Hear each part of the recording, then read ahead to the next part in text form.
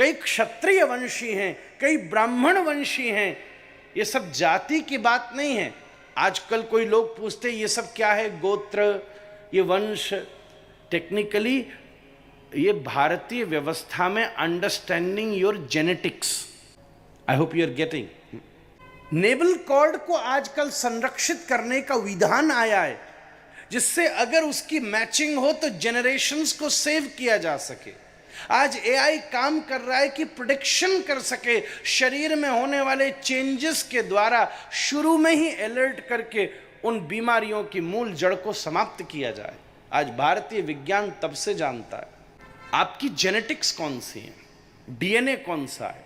इसलिए हमारे यहाँ उन सबको एक टाइटल दिया गया जिसको हम गोत्र कहते हैं। ये वंश, ये वर्ण, ये वंश, ये गोत्र। इतना विज्ञान है, एक एक चीज के पीछे साइंस छिपी हुई है। आपको कल पंडित जी ने पूजा शुरू कराई होगी, आज भी शुरू कराई होगी, तो बाबूजी संकल्प लिया जाता है। आपसे कहा फूल लो, सुपारी लो, अक्षत लो, और कहा विष्णु विष्णु विष्णु बोलिए। और फिर धीरे धीरे बात आगे आई, पूरी जगह कौन सी, शहर कौन सा, घर कौन सा, बंदा कौन सा, उसका गोत्र क्या। इसी को कहते हैं जैसे आपकी प्रेजेंट लोकेशन क्या है।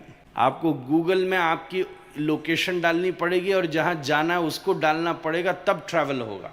तो पंडित जी आपकी लोकेशन फाइंड करते हैं पहले।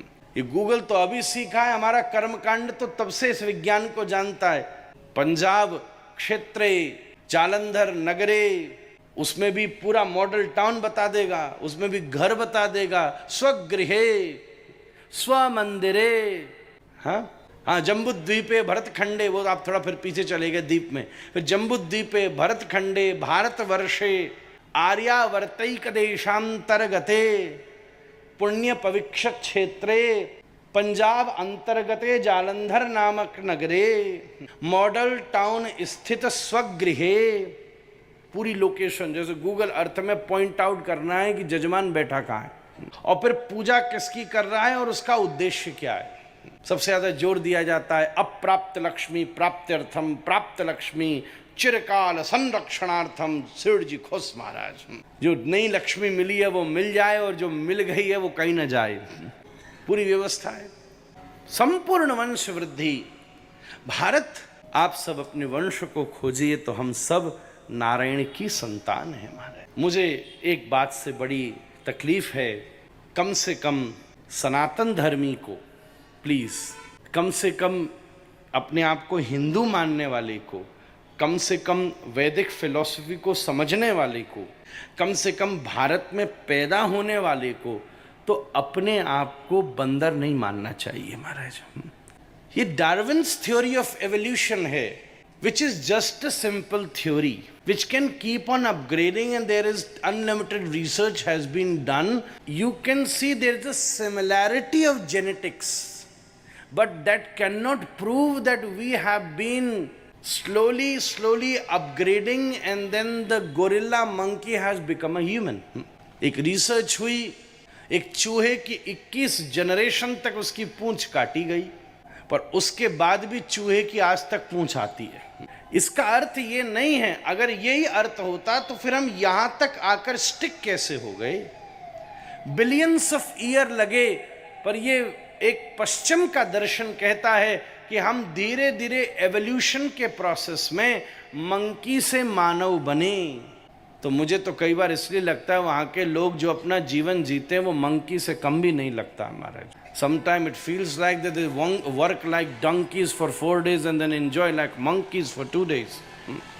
कम से कम भारतीय इंसान तो बंदरों से पैदा नहीं हुआ। I am definitely sure हम बंदरों से पैदा नहीं हुए, हम नारायण से पैदा हुए। नारायण की नाभि से कमल उत्पन्न हुआ है। भारतीय दर्शन मानव की सृष्टि स्वतंत्र मानता है। बंदर बंदर की तरह पैदा हुए, स्वेदज अंडज उद्भिज स्वेदज जरायुज तुरीय बद्ध ज्ञात अज्ञात सूक्ष्म स्थूल जड़ और चेतन, इतनी प्रकार की सृष्टि होती है। उसमें 84 लाख प्रकार की योनियां हैं।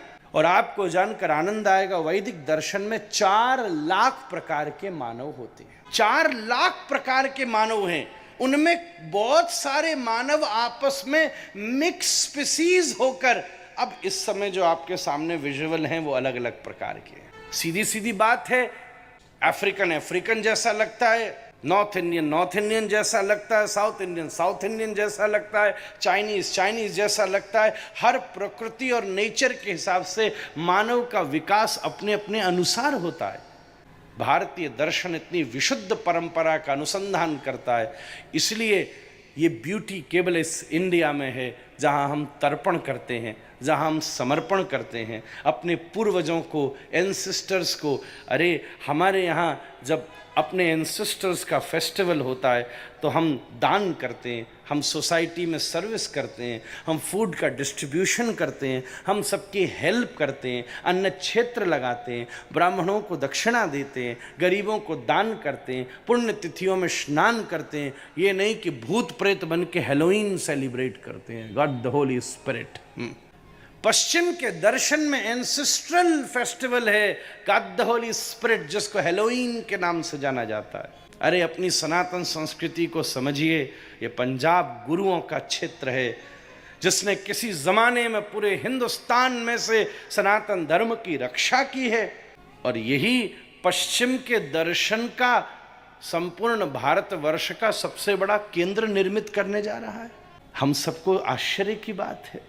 मेरी बात का इशारा समझिएगा, मैं तो केवल आपको इशारा करने आया हूँ, कोई कंट्रोवर्सी करना मेरा स्वभाव नहीं, न मैं किसी दल का हूँ। किसी ने पूछा आप किस दल के हो, मैंने कहा पहली बात तो पुंडरी का मतलब ही कमल होता है, पर मैं दल का तो किसी का भी नहीं, मैं तो तुलसी दल का आदमी हूँ। हाथ में माला है, तुलसी पकड़ता रहता हूँ, आनंद से बैठता हूँ। जो कथा से प्रेमी है वो पधारते हैं। आज बचपन से हमारे विज जी आ रहे हैं, कथा सुन रहे हैं, इतना ही हमारा इनका संबंध है। खूब आते सुनते हैं, हम भी सुनाते हैं आनंद से। और यही भारतीय संस्कृति है। अपने सनातन शास्त्रों का हमें ज्ञान होना चाहिए।